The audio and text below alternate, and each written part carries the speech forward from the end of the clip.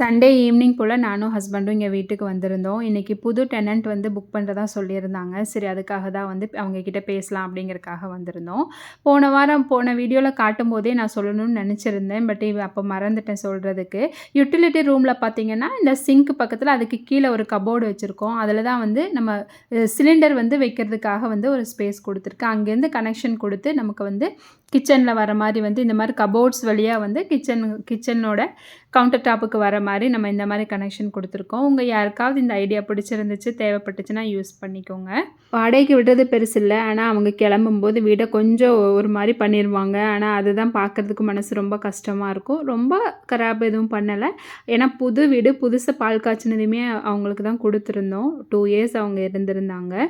ஆனால் என்னென்னா கிச்சனில் மட்டும் கொஞ்சம் ரொம்ப ஒரு மாதிரி கரையாக இருக்குது. டீப் க்ளீன் ஃபுல்லுமே டீப் க்ளீன் பண்ணணும். ஏன்னா புதுசாக வர்றவங்களுக்கு க்ளீன் பண்ணி கொடுத்தா தான் வந்து கரெக்டாக இருக்கும். அதனால் எல்லா கபோர்ட்ஸையும் செக் பண்ணேன். எல்லாத்துலேயுமே கொஞ்சம் கரையாக இருந்துச்சு. சரி எல்லா டீப் க்ளீனுக்கும் நேற்றே பேசியாச்சு.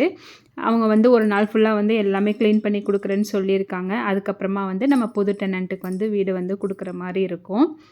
இது பார்த்திங்கன்னா பிரேக்ஃபாஸ்ட் கவுண்டர். நம்ம டைனிங் டேபிள் போட்டு ஹாலை வந்து நம்ம சின்னது பண்ணிடுவோம். அதனால் வந்து இந்த மாதிரி போயிட்டோம் அப்படின்னா 2 சேர் கூட இப்படி ஃப்ரண்ட்டில் போட்டுக்கலாம். பிரேக்ஃபாஸ்ட் இங்கே உட்காந்து கூட நம்ம சாப்பிட்டுக்கலாம். அதுக்காக தான் வந்து இந்த மாதிரி பண்ணினது. கொஞ்சம் காம்பேக்டாக இருக்கட்டும் அப்படிங்கிறதுக்காக பண்ணியிருந்தோம். நம்ம லாஸ்ட்டாக போட்ட அந்த ஹோம் டூர் வீடியோவில் பார்த்தீங்கன்னா நிறைய பேர் கமெண்ட் பண்ணியிருந்தீங்க. வீடு ரொம்ப அழகாக இருக்குது அப்படின்னு சொல்லிட்டு எல்லாருக்கும் ரொம்ப தேங்க்ஸ். எல்லாருக்குமே வந்து கமெண்ட்ஸ்லேயும் ரிப்ளை பண்ணியிருக்கேன். நிறைய பேர் கொஞ்சம் டவுட்ஸ் எல்லாம் கேட்டிருந்தீங்க. எல்லா டவுட்ஸுமே மேக்ஸிமம் வந்து கிளியர் பண்ணியிருக்கேன். 2 பேர் பார்த்தீங்கன்னா நாங்கள் பெங்களூரில் ஸ்டே பண்ணியிருக்கோம். அதனால் வந்து ரெண்டல் டீட்டெயில்ஸ் எல்லாம் வேணும் அப்படின்னு சொல்லிட்டு மெசேஜ் பண்ணியிருந்தாங்க. கமெண்ட்ஸில் அவங்களுக்கும் நான் ரிப்ளை பண்ணியிருந்தேன். ஆனால் என்னென்னா இந்த வாரம் வந்து ரெண்ட் அவுட் ஆகிடுச்சு.